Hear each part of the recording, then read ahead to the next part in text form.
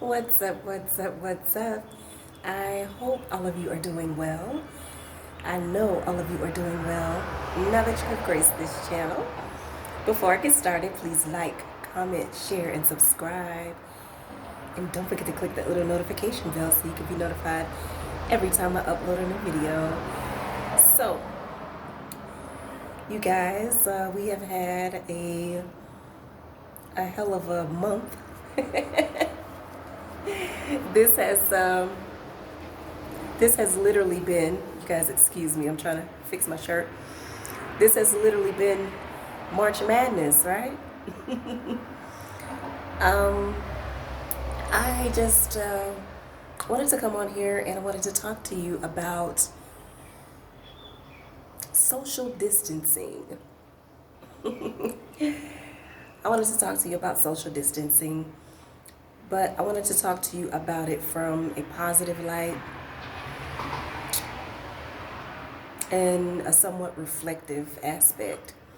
Now, we currently live in a world where you're currently watching me right now, and you're watching me from the comfort of wherever, your home, work, if you're still working, wherever. But you're watching me probably from hundreds of miles away. You can't physically touch me. You can't see my body language. You're not in my energy field. And that is pretty much how it is for the rest of, YouTube land. Also, you have people on these social platforms who, like, Facebook and Instagram, where they are speaking in their cars, or they're talking, or they have pictures, and they're halfway around the world. And you, or we, vicariously live through their world for a small amount of time, but we can't touch them. We fall in love on different social platforms, dating apps. That's the new thing now. People are finding partners. They're, communicating on different sites, apps, without even seeing each other first. So we have kind of, low key, we've kind of been socially distancing ourselves already. And the government is just putting their mandated stamp on what we've already been doing. But I wanted to talk about a different aspect of social distancing, and that is the virus of negativity.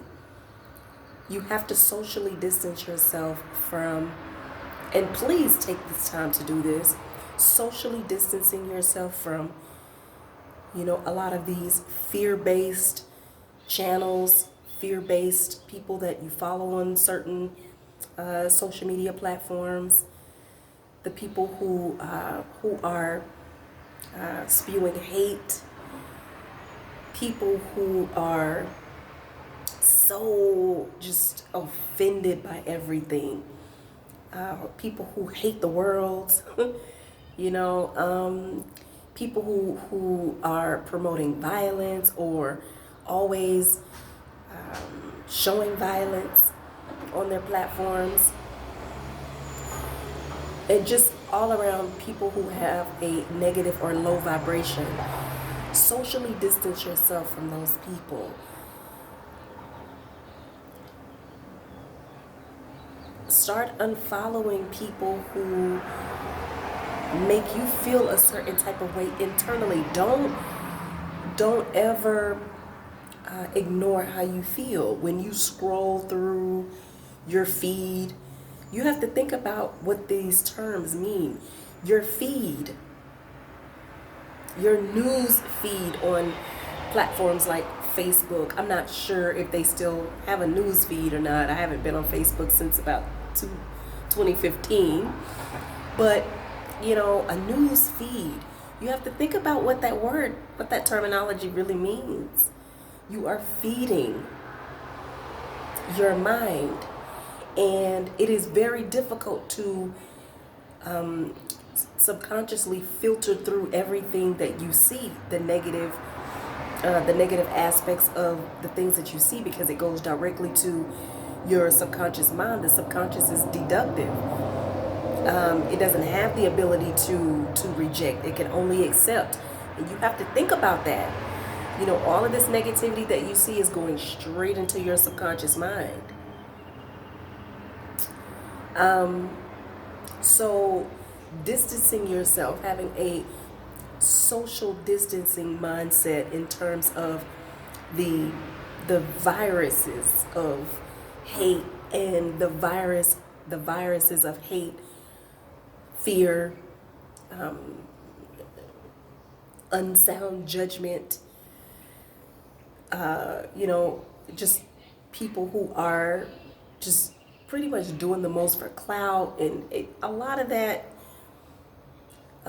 or people who even internally make you feel a certain type of way about yourself, whether or whether they're making you feel like you aren't accomplished enough. And that's not on them necessarily, but if it's making you feel a certain type of way, unfollow them and then reflect on what you need to do to change yourself, or to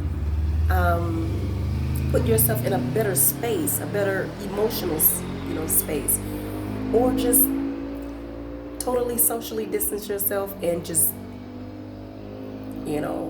get off of these social media platforms, and